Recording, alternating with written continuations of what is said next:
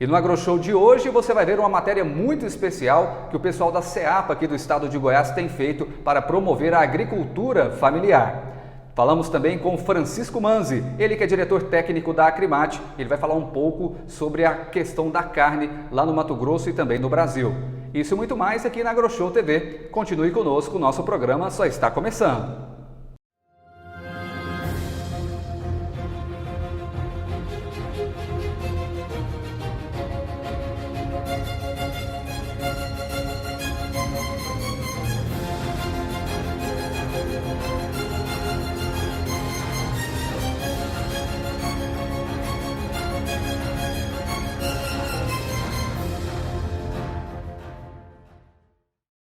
Produção rural e meio ambiente caminham de mãos dadas. Um depende do outro. Por isso, o governo federal criou o CAR, uma ferramenta que acompanha a preservação, seguindo o Código Florestal, e gera benefícios para o produtor. São mais incentivos para a produção continuar crescendo e mais áreas preservadas. Busque a regularização no seu estado e acompanhe a situação da sua propriedade. A mão que produz é a mão que preserva. Ministério da Agricultura, Pecuária e Abastecimento. Governo Federal. E você que é produtor de banana tem uma doença que está preocupando e muito a agrodefesa. Você vai conhecer ela a partir de agora. Fusarium raça 4, praga quarentenária do tipo A1. Para a África e América, é atualmente a maior ameaça da bananicultura mundial. Na ausência de variedades resistentes e considerando o tempo necessário para gerar novas cultivares, as medidas de controle mais eficientes são evitar a sua entrada e detectar, além de erradicar os focos de infecção. Para tal, um método de diagnóstico rápido, confiável e altamente específico é essencial. Infelizmente, o fungo foi detectado na América do Sul, podendo inclusive alcançar o Brasil. Para evitar problemas relacionados à doença causada por ele, a agrodefesa tem se preparado para ajudar os produtores de banana. O Fusarium raça 4 é uma praga que comete a cultura da banana e no Brasil está presente as raças 1 e 2, que ataca principalmente as variedades maçã. Desde 2018, o Ministério da Agricultura vem alertando com relação à ocorrência da raça 4, que estava presente em 13 países. Hoje, com a detecção no Peru, que, de acordo com o alerta do Ministério da Agricultura na segunda-feira, dia 12, o Fusarium raça 4 se encontra, então, em 16 países. O estado de Goiás ainda é um dos poucos estados que consegue produzir a banana maçã, que o cultivo está sendo prejudicado altamente pela presença do Fusarium raça 1. Juraci explica a melhor forma de evitar o contágio. A resposta está na muda da banana, que trabalhada em laboratório pode evitar a praga. Então, o Fusarium oxysporo cubensis raça 4 não existe ainda no Brasil, mas assim, os produtores têm que ficar atentos com a questão das mudas, porque a muda é uma das principais formas de disseminação da praga.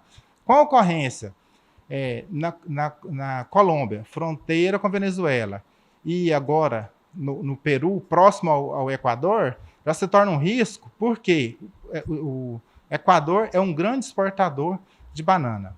Enquanto no mundo o Fusarium raça 4 causa grandes perdas em 80% das cultivares, se ele entrar no Brasil, ele vai prejudicar 90% das cultivares utilizadas aqui no país.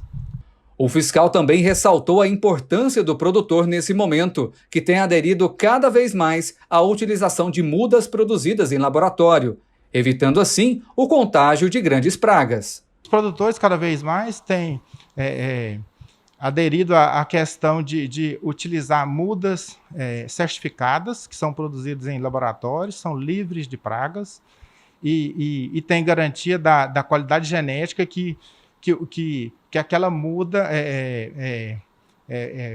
fornece, de acordo com o laboratório. Se ele compra uma cultivar de banana maçã, o laboratório garante que aquela cultivar é banana maçã, não tendo misturas, certo? Então, é crescente o uso de mudas micropropagadas e a gente alerta o produtor para que cada vez mais passem a utilizar esse tipo de muda.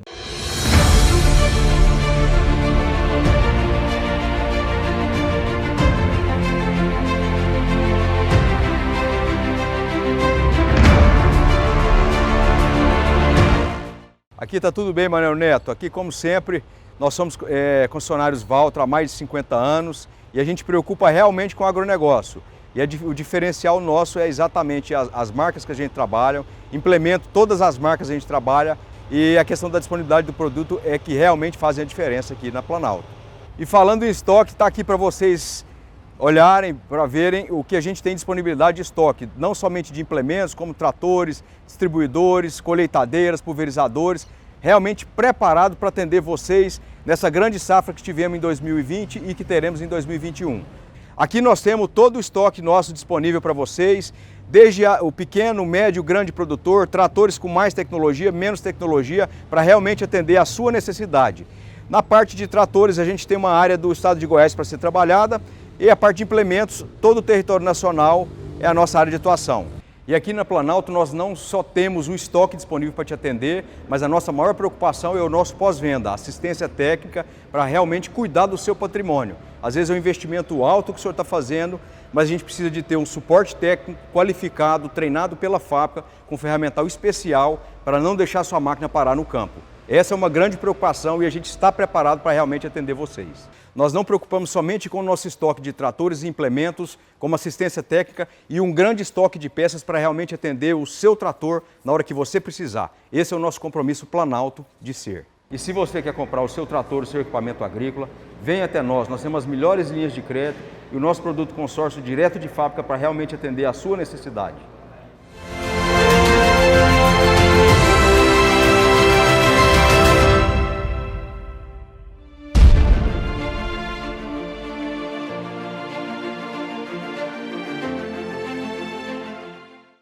E agora você vai conhecer os vários projetos que a SEAPA aqui no estado de Goiás tem feito para a agricultura familiar. O estado de Goiás é bastante conhecido pela força econômica e política do agronegócio. No entanto, o enfoque não é apenas na agricultura empresarial. O estado tem desenvolvido ações importantes para os produtores familiares. Tem 3 pilares muito interessantes para o agricultor familiar conseguir se desenvolver, que é assistência técnica, bem feita pela Emater, pelo Senar, que é muito importante hoje no estado de Goiás, e as consultorias privadas, né? Tem assistência técnica, acesso a crédito. Estamos trabalhando muito para pulverização do acesso a crédito.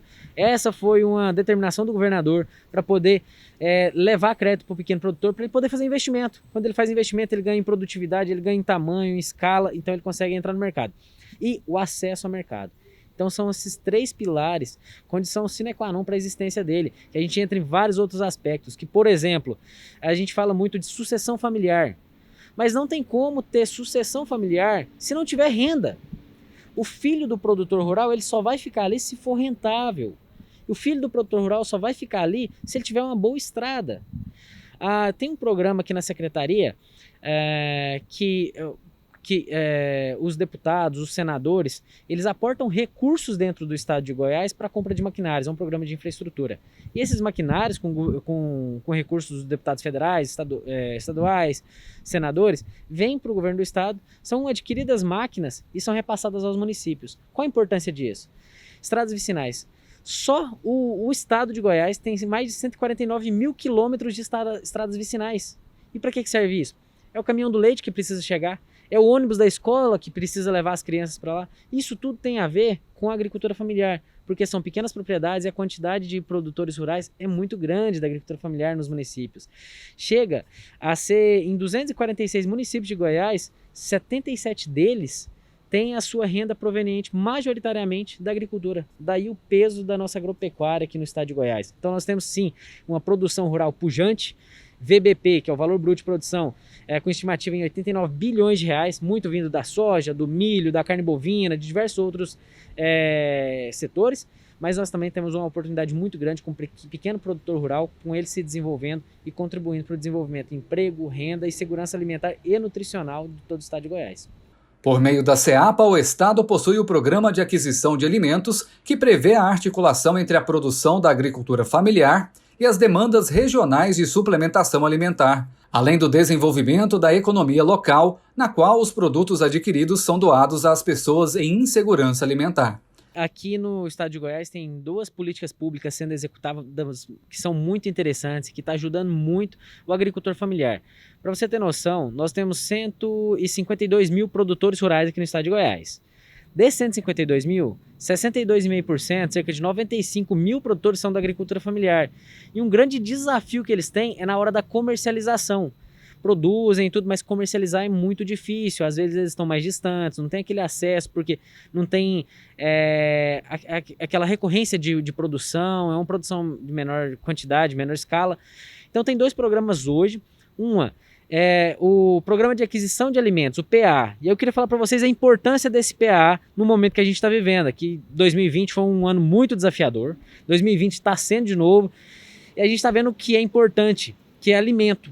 É comida. E muita gente em situação de vulnerabilidade não está tendo o que comer. Então esse programa de aquisição de alimentos, ele age em 3 vertentes. O que acontece? É um programa do governo federal. O governador Ronaldo Caiado buscou recurso junto ao governo federal. Aqui no estado de Goiás nunca, em outra gestão, tinha sido implementado esse programa. Correu atrás, conseguimos. Governador conseguiu 5.360.000 reais para implementar aqui no estado de Goiás.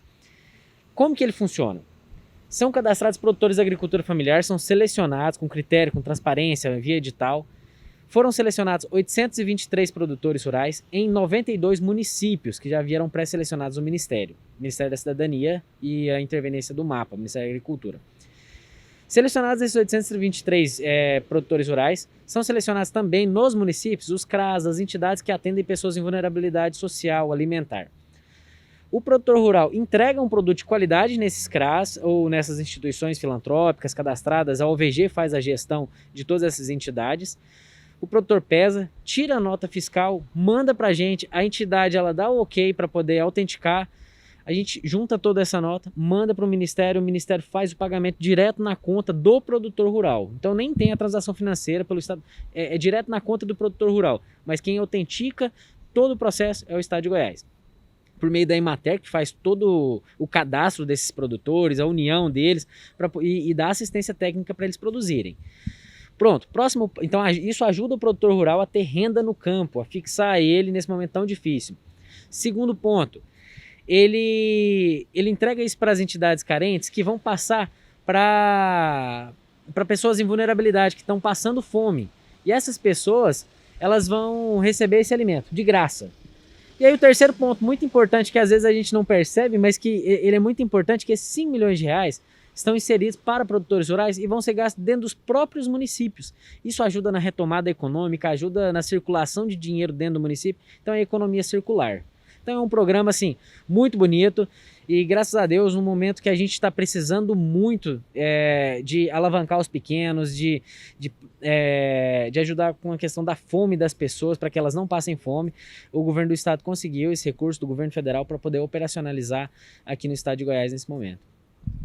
Outro projeto importante é a cerveja de mandioca, uma parceria entre o Estado e empresas do ramo de cerveja que visam o fortalecimento da cadeia produtiva da mandioca. A empresa vai criar uma marca de cerveja goiana a partir da fécula da mandioca, como parte das ações de fortalecimento da economia, geração de emprego e renda do Estado. E obviamente, além dessa ação, vocês também têm uma outra ação também que envolve a produção de cerveja de mandioca, não é mesmo? Sim, essa aí foi uma sacada muito interessante do governador. Ele fez algumas reuniões com empresas externas. Hoje são 2 empresas, a gente pode falar, porque tem acordos vigentes. Uma empresa é a Ambev, outra empresa é a Colombina, que é uma empresa regional. O que acontece? Qualquer empresa, qualquer cervejaria pode aderir.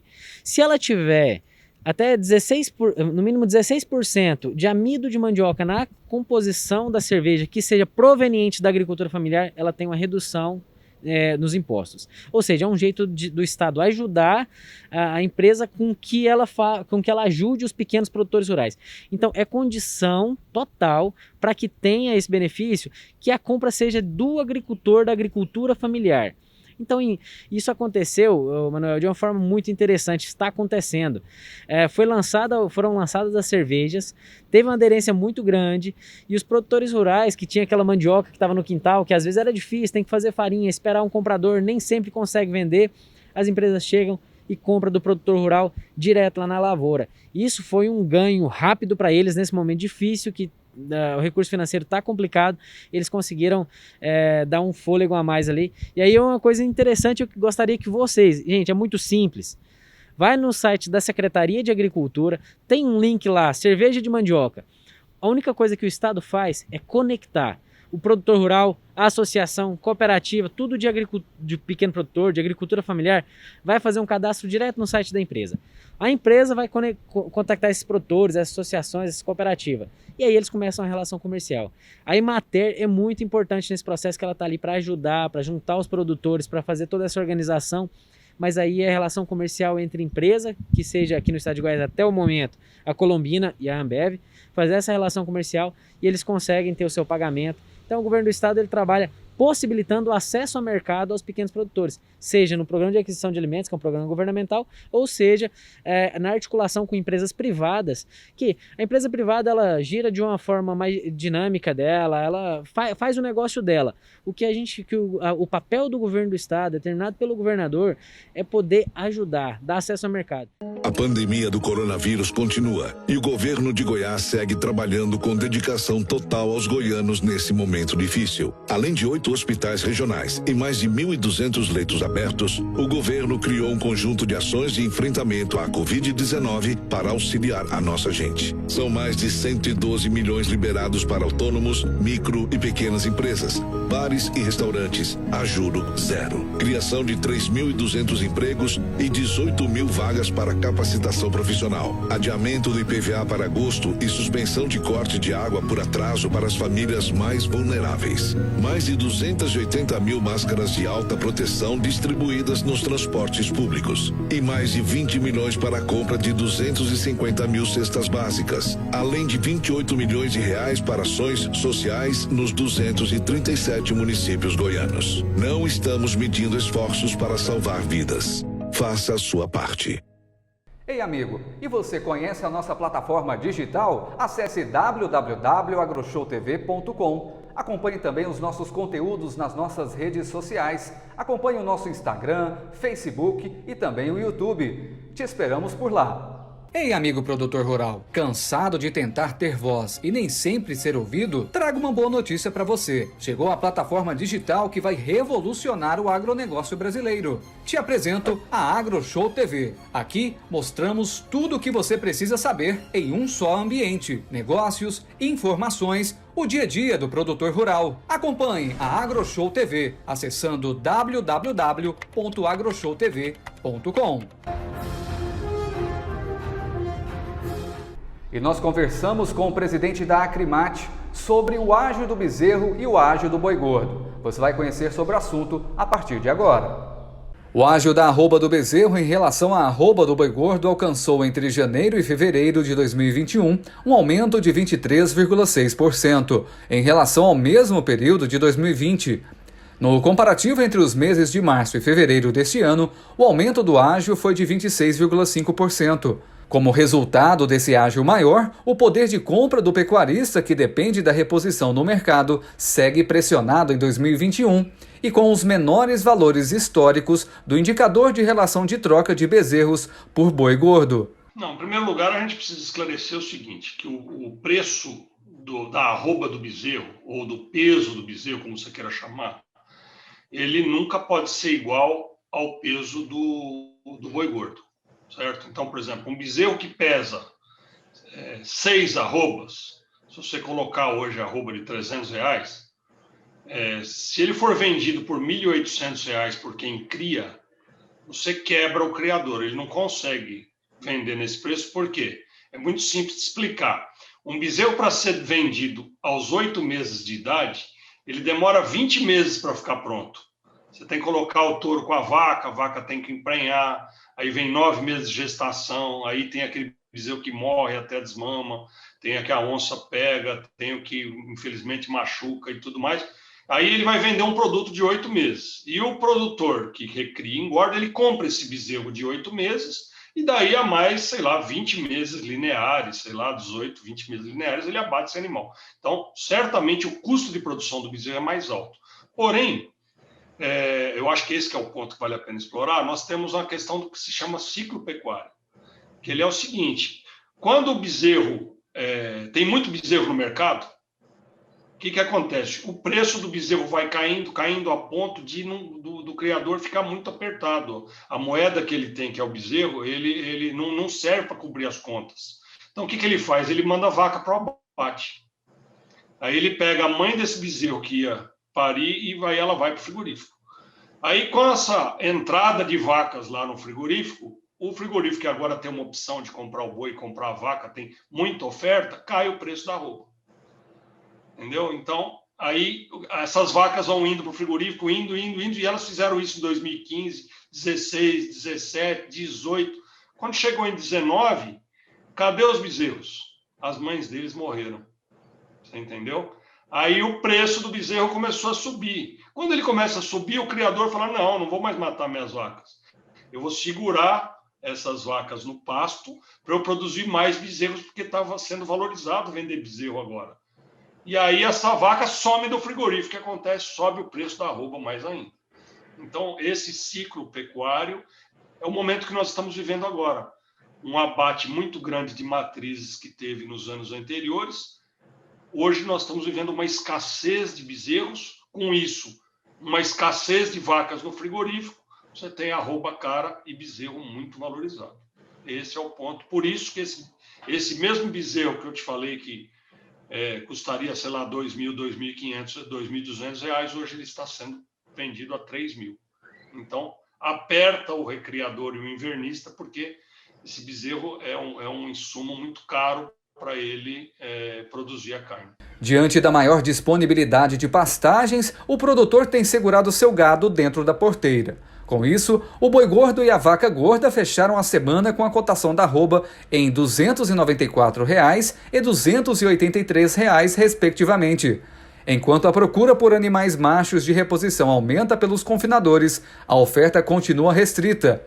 Com isso, a cotação do bezerro de ano apresentou valorização de 1,5% no comparativo com a semana anterior. A Acrimate tem mostrado ao pecuarista a importância do profissional estar preparado para esse mercado. Então, o que a gente sempre tem demonstrado, acho que eu já falei isso até numa própria entrevista com vocês, é que hoje, é uma palavra dura de dizer, mas hoje não tem espaço para amador. Então, hoje, o produtor tem que ser muito profissional. Se ele é criador de bezerros, se ele só vende bezerros, ele tem que produzir um bezerro de cada vez melhor qualidade, ele tem que se preocupar com os principais pilares da pecuária, que é a genética, a nutrição, o manejo e a sanidade, para ele produzir um bezerro de qualidade. O sujeito que faz recria e engorda, ele tem que procurar esses animais de qualidade que dão a melhor margem para ele. Ele tem que fazer as contas, tem que ser muito profissional na sua questão contábil, para ver quanto que vale a pena ele investir, até quanto ele pode pagar. Será que não é melhor ele comprar menos animais e animais de mais qualidade? A questão da suplementação, será que vale a pena você gastar muito? Porque hoje nós temos uma arroba bastante valorizada, mas um custo de produção muito alto. Quer dizer, só para você ter uma ideia, o preço histórico do milho, que é o principal ingrediente das rações, ele custava tradicionalmente $5 na safra, $7 na entre-safra. Você pegar $7 a $5,50, dá 40 e poucos reais, R$41, e o milho hoje está 100. Então, os custos de produção aumentaram muito. Então, precisa muito profissionalismo do criador e muito profissionalismo daí para frente para que as contas possam fechar. Eu acho que esse é o principal recado que a gente dá, que ele tem que transformar a propriedade dele numa empresa. Nem que seja uma empresa de 10 cabeças de gado, mas ela tem que ser uma empresa. Um país com dimensões continentais precisa de grandes soluções de inteligência territorial, unindo a expertise de quem sabe mapear os territórios com a tecnologia de quem sabe operar a transformação digital. O Serpro começou as entregas do sistema Titula Brasil. o INCRA ganha uma ferramenta que agiliza seu trabalho de fazer com que milhares de documentos titulatórios sejam expedidos. Isso regulariza a situação de cidadãos que ocupam terras da União pacificamente há muitos anos, permitindo que acessem programas de incentivo e contribuindo para o desenvolvimento da região e do país. O Titula Brasil é uma solução com módulos acessados via web e dispositivos móveis. Um projeto elaborado no escritório pode ser demandado para colaboradores via celular que vão a campo com os planos de trabalho e todos os dados necessários. Ter acesso a tudo isso em localidades distantes, operando uma série de funcionalidades mesmo quando não há internet por perto, é um apoio fundamental para a regularização fundiária do país. Titula Brasil. Fazendo chegar o título a quem tem direito à terra. E é isso, meus amigos, chegamos ao final de mais um AgroShow TV, a sua plataforma digital do agronegócio brasileiro. Acompanhe os nossos conteúdos nas nossas redes sociais. Te espero no próximo programa.